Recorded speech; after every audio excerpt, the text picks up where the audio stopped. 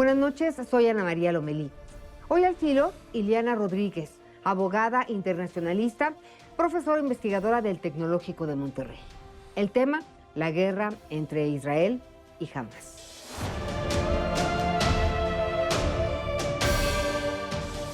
Muchas gracias por acompañarnos, Ileana, qué gusto saludarte. El gusto es mío, un privilegio estar con ustedes, Ana María.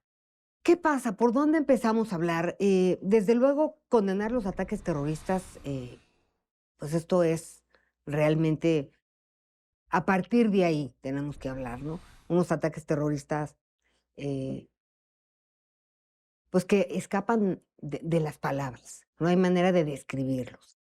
Y jamás este movimiento terrorista, pues sabía que la reacción iba a ser como lo que estamos viviendo. Sí, ¿Cuál es el claro. antecedente? Bueno, mira, la humanidad ha ido avanzando para tratar de generar las condiciones de pacificación en diferentes regiones.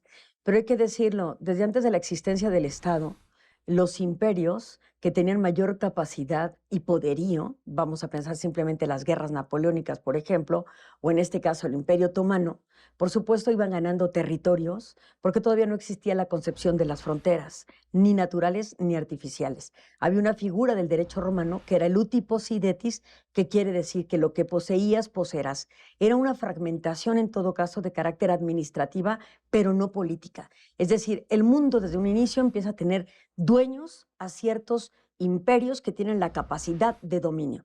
El Imperio Otomano domina ese territorio donde hoy se asienta el Estado de Israel y la Autoridad Nacional Palestina, Gaza y Cisjordania. Y en 1917 y 19 cae este Imperio Otomano y Palestina queda en la administración como un protectorado de Gran Bretaña. Esto a partir de una concepción de Naciones Unidas que en ese momento era la antecesora y que era la llamada Liga o Sociedad de Naciones. En ese sentido llega 1947, el resurgimiento de una Segunda Guerra Mundial. En el 47 el Reino Unido devuelve o pone a disposición de Naciones Unidas el territorio de Palestina, se crea el Estado de Israel y Palestina queda como un movimiento nacional de liberación, dominado por la entonces OLP, que era la Organización de Liberación Palestina, hoy reconocida por Mahmoud Abbas como la Autoridad Nacional Palestina, ¿no? Entonces, ese es un poco el antecedente, pero lo que quiero visibilizar con ello es cómo, en todo caso, la comunidad internacional es corresponsable de lo que está ocurriendo al no haber reconocido desde un inicio, olvidémonos de los acuerdos de Oslo con Yasser Arafat, en haber reconocido a Palestina como otro Estado. Quizás eso hubiera impedido la catástrofe reiterada que hemos visto después de la guerra de Yom Kippur, las dos intifadas y ahora este conflicto armado internacional, porque finalmente están enfrentando un territorio que es el territorio palestino contra Israel a partir de una célula terrorista concebida como un partido político arraigado en la Franja de Gaza, que es el grupo Hamas, pero visto para muchos y clasificado a nivel internacional por muchos estados como un grupo terrorista que el 7 de octubre cometió actos atroces de una proporción inimaginable hasta entonces dentro de la propia lucha que hay entre estos dos grupos, lo que son grupos palestinos radicales y por supuesto de las Fuerzas Armadas de Israel, ¿no? Con las consecuencias que estamos viendo. Y además de la masacre que cometieron, más de 1,400 personas, israelíes en su mayoría, de origen israelí, secuestraron a más de 200 personas también. Solamente, por fortuna, pues han sido liberadas 2. Seguimos esperando que algo suceda, pero es imposible negociar con un movimiento terrorista. Y lamentablemente, jamás Hezbollah siempre pues se han escudado en la población civil, porque pues Palestina, o sea, no quiere decir que los palestinos, todos los palestinos no son Hamás, pero Hamás sí agarra a los palestinos que puede como escudos. Eso es un tema muy importante porque dentro de lo que estamos viendo en el territorio de conflicto es que hay un derecho internacional, que es el derecho internacional humanitario, una rama de este derecho que trata de poner los límites a la guerra.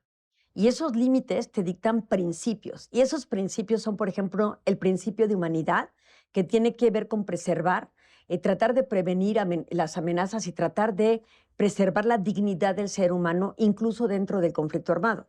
Y esto alude, por ejemplo, a un principio del derecho internacional humanitario que es el principio de distinción, donde los que portan armas, que son los combatientes, en este caso el ejército de Israel y en este caso las fuerzas armadas o los grupos terroristas, tienen que ceñirse a estas normas del derecho internacional, que son normas imperativas o mandatorias u obligatorias por todas las partes, para tratar precisamente de generar las condiciones del menor daño a los civiles. El tema aquí es precisamente que los grupos terroristas han tomado como botín a la población civil, a los no combatientes, a los que no participan en la conducción de las hostilidades, y los tienen junto con los terroristas o los grupos que arremeten contra el territorio de Israel.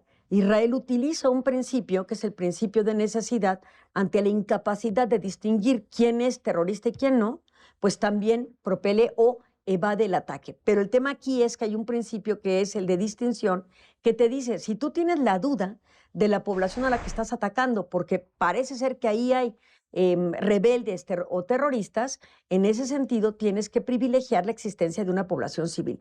Pero eso se dice muy bien en la teoría, pero en la práctica los hechos son otros. Es tan rápida la reacción de unos y otros que por supuesto hay estos daños colaterales, lamentablemente, pero que tendrán que ser juzgados en su momento. No pasarán desapercibidos a la humanidad. Lamentablemente, fíjate que lo que me pasa con la historia y con el derecho internacional, es que un gobierno, un Estado, tendría que respetar todo el derecho internacional, punto, ¿no? Si formas parte de las Naciones Unidas, bueno, es un concierto de naciones, son muchas cosas que hay que ponderar y hay reglas hasta para la guerra. Ujú.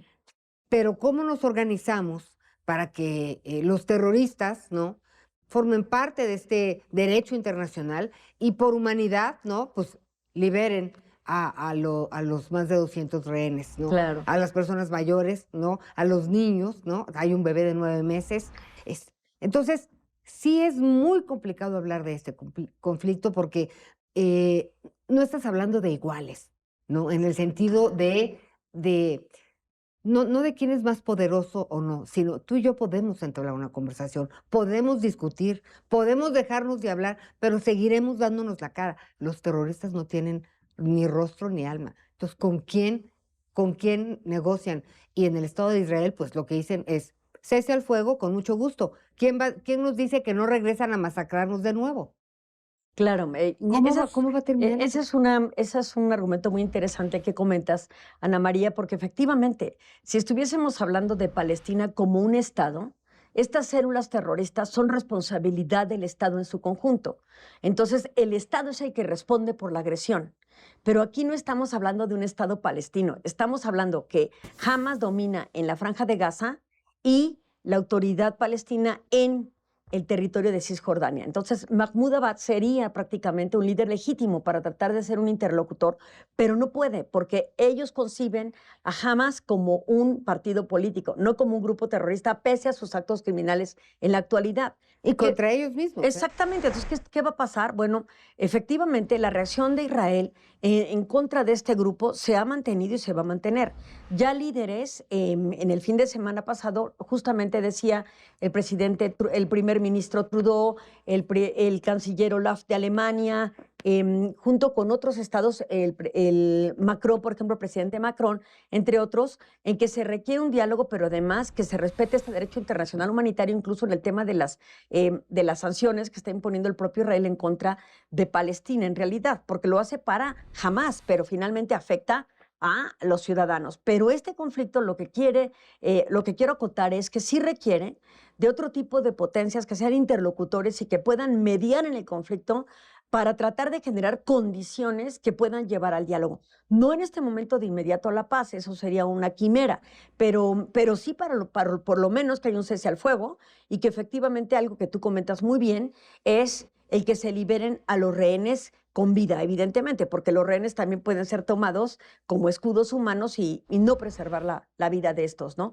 Entonces, sí es un tema que sí genera poca aplicación a veces de este derecho internacional humanitario por las condiciones en las que operan los grupos terroristas que van al margen de cualquier derecho, hay que decirlo.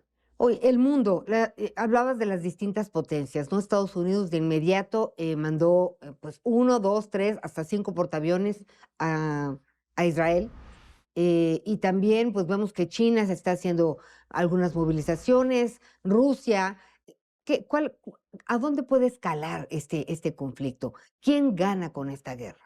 Bueno, yo creo que en este conflicto, evidentemente hay ciertos estados que pueden llegar a tener una ventaja y que son estos estados que tienen, por ejemplo, la gran producción del petróleo, ¿no? Vamos a pensar los miembros de la OPEP. ¿Y por qué? Porque ya estamos viendo el encarecimiento de los precios, estamos viendo cómo se está ralentizando el comercio marítimo en la zona del Mediterráneo frente a las costas de Israel, tanto el de salida como el de entrada. Entonces pronto vamos a ver cómo las cadenas de valor en el comercio internacional se van a comenzar a ralentizar y, por supuesto, va a haber una espiral inflacionaria sin precedentes a nivel mundial y que ya tenemos consecuencias de la pandemia. Es decir, el panorama a nivel internacional para la economía se puede agudizar de manera negativa. ¿Quiénes ganan? Pues todos aquellos que poseen recursos y que pueden especular al respecto. Simplemente ya los países árabes han incrementado el precio del petróleo. El tema es, por ejemplo, aquellos estados que no tienen petróleo y que tampoco lo refinan para producir gasolinas. Entonces, el tema de los combustibles va a elevarse. Entonces, sí va a haber estados que, por supuesto, obtengan una ventaja, pero también hay que decir que hay estados que, evidentemente, por ejemplo, el dólar se está fortaleciendo con todo este conflicto. Las guerras, al final del día, sí pueden ser un ralentizador, pero también un acelerador para otras economías. Un negocio. Claro, una economía que ahorita puede estar sufriendo y padecer las consecuencias de esto puede ser efectivamente Rusia porque tiene una guerra abierta por su invasión a Ucrania. Pero también hay que decirlo, ellos en el pasado, cuando se designó al Estado de Israel como tal, entonces la Unión Soviética fue de aquellos estados que fundamentó el hecho de que estos grupos también se radicalizaran. Es decir, también ha habido influencia de otras potencias para generar condiciones que puedan llevar a una descolonización en condiciones de mayor igualdad.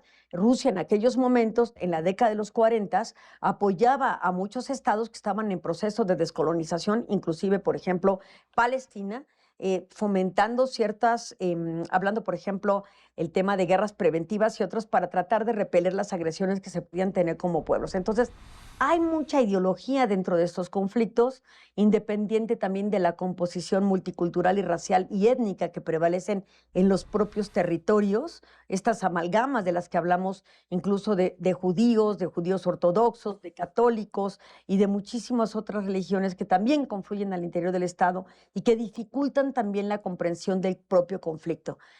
Aquí lo que habría que tener cuidado es de generar este relativismo ético que nos lleva a asumir posturas sin mucho fundamento para tomar una postura a favor de unos y otros a partir de un cristal que nos es propio, sin considerar razones históricas y otras que nos podrían dar luz para entender el conflicto más allá de los señalamientos. Lo que estamos viendo es un grupo terrorista que está haciendo que los civiles paguen por las circunstancias que están viviendo en este momento y un Estado que está ejerciendo la legítima defensa en contra de estos terroristas.